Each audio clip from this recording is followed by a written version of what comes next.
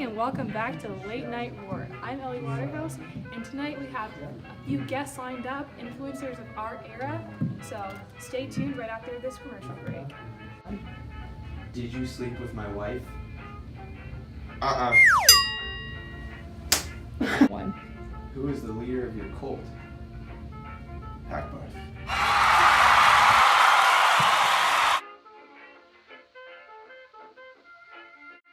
A new amendment was passed in January called Prohibition. This makes it illegal to manufacture, sell, and transport alcohol. Researchers say too much drinking leads to crime, wife and child abuse, and accidents on the job. Now introducing Frances Willard, an American educator, temperance performer, and women's suffragist. Willard is one of the national presidents of the Women's Christian Temperance Union. Hey. How are ya? Good. Great. Yeah. Okay. I'm excited to be here. Perfect. So just talk to me about what your deal is with everything and just what you believe in.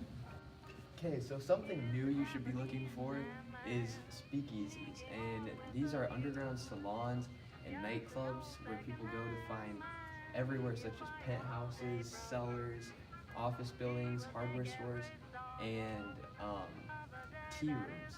A new word you should look out for is bootleggers. Yes, these are for when people store liquor in their boots to hide. Yeah. No way. Yeah, it's crazy. Girl, you're kidding. I know, it's insane. Sounds like a lot of bushwhack to me. Even with the new law, people are secretly going half seas over. Half seas over. All right, well, I'm going to be talking about organized crime is shifting into a big issue around the United States. Al Capone is still being searched for. The purpose being he took control of the fasting liquor business and is killing anyone who gets in his path, so watch out. So now introducing the former president of the United States, Woodrow Wilson. Hello, Mr. President. All right, so explain to me, what are the Roaring 20s?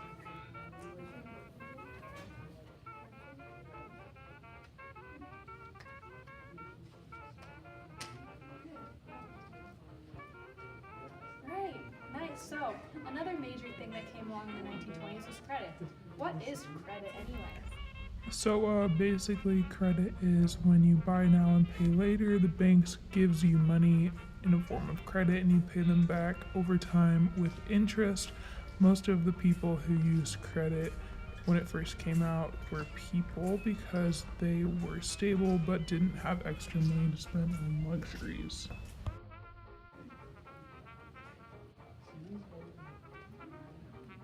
All right, perfect. So what do people buy on credit usually? Well, new products that were usually higher priced items like washing machines, vacuum cleaner, the toaster, and cars. All right, so what happened to our economy during this time? So businesses grew in construction, the stock market grew alongside of the businesses, and the economy grew by 7%, and only 2% were unemployed. So people had the ability to spend more money and the saving mentality wasn't popular anymore. These are huge numbers for the time, that's why it's called the Roaring 20s. Alrighty, thank you so much, Mr. President. You're just so good to have you on the show. I will see you. Henry Ford, the Sac de Lager of our time, was the pioneer of the assembly line. Now introducing Henry Ford. Hello, Mr. Ford. Hello. How's your day been going? Pretty good. Great. So tell me a little about yourself and like what your point is in life. Well, despite popular belief, I didn't invent the car. I just found a way to manufacture these cars in an efficient way. This made my products affordable for enough people to buy.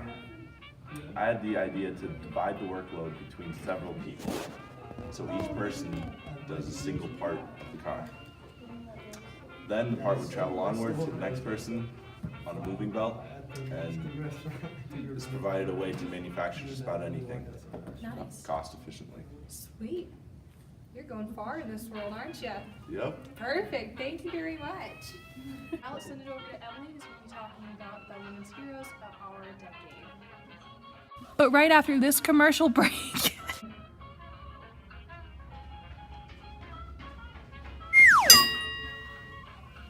You need a Band-Aid? What's that? I don't know if you do. Today I'm going to discuss 3 important people who have currently impacted society. Josephine Baker. She is an activist, a successful French African-American performer, and at age 15 she ran off to perform in groups as a dancer, and during this time she also got married.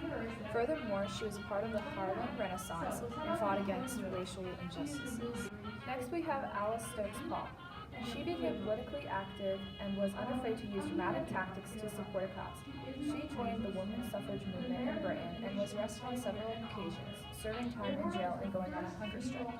When she returned to the United States in 1910, Paul became involved in the women's suffrage movement there as well.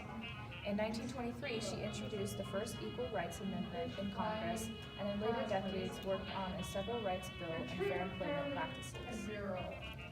Amelia Galindo de Topete was an early supporter of many radical feminist issues, primarily sex education in schools, women's suffrage, and divorce.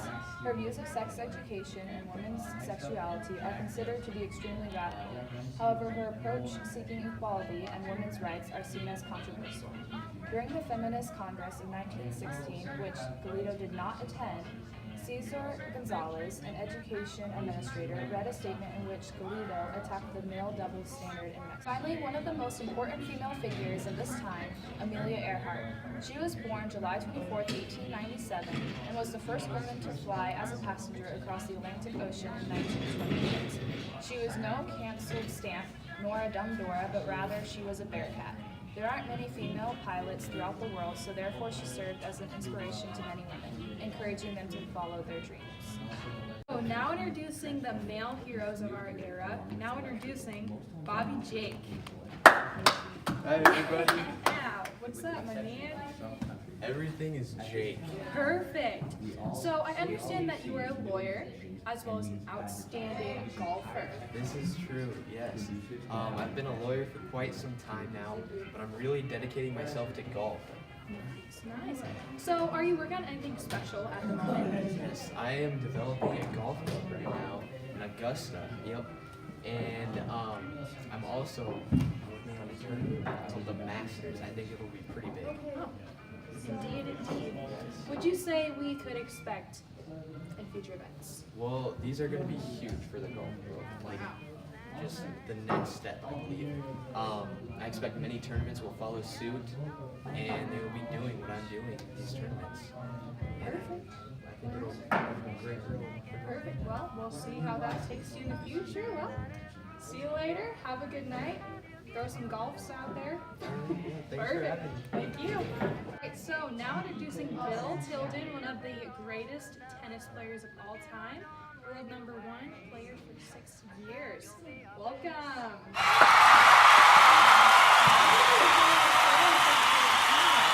Oh yeah.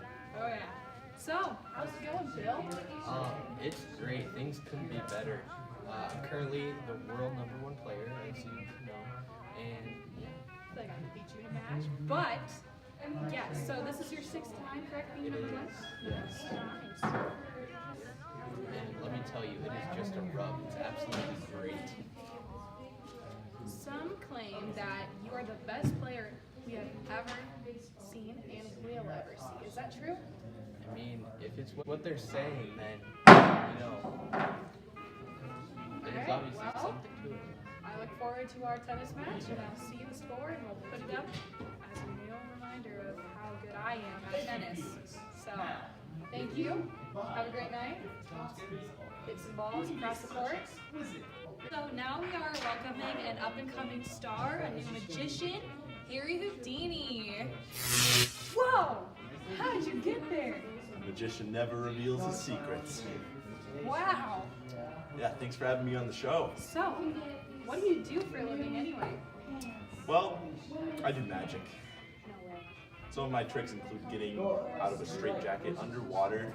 I've even buried myself and clawed to the surface with my own hands. Whoa! Whoa, that's impressive. I'm a master escape artist. Anything restraining me, I can escape from. So, anything big coming up soon? Yes, actually, I plan to make a movie that I think will be quite great. Movie? That sounds so interesting. I believe that I am leading the magic industry currently, and it only gets better from here. I bet. Well, thanks for coming on the show. Is your exit going to be as cool as your entrance? Absolutely. Are we going in? Abracadabra.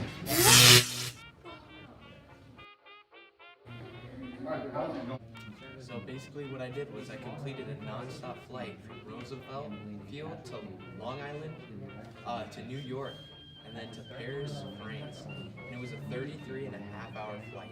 That is incredible! Is there anything else you have going on? I have a few projects, but I can't really talk about them. I might be making a couple things. Whoa, alright, well.